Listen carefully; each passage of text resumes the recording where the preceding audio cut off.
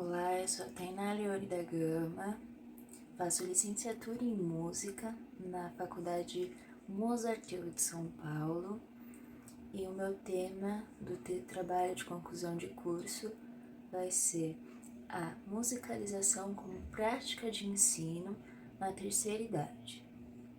E minha orientadora vai ser a professora André. No meu trabalho, eu vou abordar a introdução, capítulo 1, a musicalização e os educadores musicais, conceito de musicalização, panorama da educação musical no século XX até a atualidade, capítulo 2, ensino de música na terceira idade, considerações sobre música e seu ensino na terceira idade, propostas de atividades musicais para idosos, reflexões sobre educadores musicais e terceira idade, considerações finais e referências. Bom, através desse trabalho eu quero trazer o conhecimento para compreender o contexto do ensino de musicalização e utilizar o repertório de atividades e abordagem. Eu me interessei por esse tema do trabalho porque em uma das aulas de musicalização eu percebi que a abordagem e os materiais didáticos eram focados no ensino infantil e era pouco falado sobre o ensino para idosos. O intuito do meu trabalho é a musicalização como prática de ensino na terceira idade. Vou apresentar esse tema através do contexto histórico musical, o que acontece nos períodos do século XX até a atualidade, os métodos que são desenvolvidos, compreender os lugares que serão abordados essa prática e citar algumas atividades e ter uma breve reflexão de abordagens pontuadas.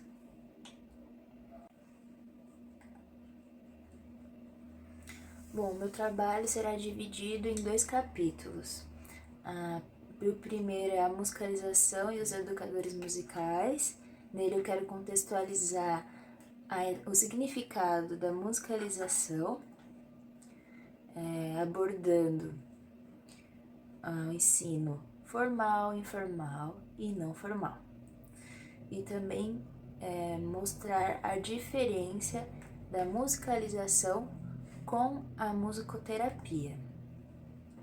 Seguindo o trabalho, eu irei abordar um breve resumo da história do ensino musical, onde se iniciou na antiguidade grega e romana, passando pela Idade Média, com Pitágoras, com a escrita musical, passando também pelo período medieval, com canto, contraponto e improvisação, e na Idade Média, com Aristóteles, juntando a literatura com a música instrumental.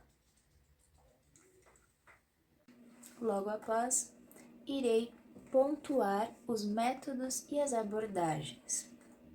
Os métodos que foram utilizados foram os métodos ativos de primeira geração e de segunda geração. De primeira geração tem Dalcroze, Villains, Kodaly, Karloffs e Suzuki. De segunda geração tem George Self, John Penner, Boris Borena e Murray Schafer. E na atualidade também tem a Janete Raoli, Gabriel Levi e Teca de Alencar Brito e Marisa Fonterra. No segundo capítulo, irei falar sobre o ensino da música na terceira idade e será apresentado os locais, ONGs e projetos onde se ensina a música e como é ensinada. Nessa pesquisa, eu pude reparar que tem 5 projetos aqui no Brasil que são de fácil acesso, todas em regiões específicas. E nelas todas abordam o coral e a musicalização. Exceto uma, se não me engano, ela ainda não fala sobre coral e nem musicalização, ela fala como oficina. Então dá a entender que pode ser outras coisas também. Dando continuidade ao trabalho, iremos refletir e se questionar sobre as formas de ensino musical para idosos. Bom, aqui eu já começo fazendo uma citação ao Paulo Freire, uma parte do livro dele, onde ele defende a ideia de que entender o ambiente que o aluno vive para poder desenvolver o ensino. Aqui ele enfatiza que a vivência do aluno é muito importante para o desenvolvimento do ensino, porque sem ela não tem como fazer as adaptações perfeitas para uma melhor desenvoltura do aluno. Em seguida, a gente vai ter algumas citações da Bergman, que eu achei pontos importantes. No entanto, eu me baseei bastante no projeto dela para poder desenvolver esse trabalho. E aqui ela defende, nesse pequeno trecho que eu peguei das tantas outras reflexões que eu tive nesse capítulo, nesse trecho ela vai falar sobre a abordagem que é utilizada com os idosos. Não pode ser a mesma que se utiliza com o infantil, e sim adaptadas conforme for necessário. Então aqui ela já enfatiza que a abordagem não é igual, mas sim adaptada para a especificação dos idosos. Tem materiais iguais? Tem, mas são adaptadas para a necessidade deles, tanto para infantil quanto para os idosos.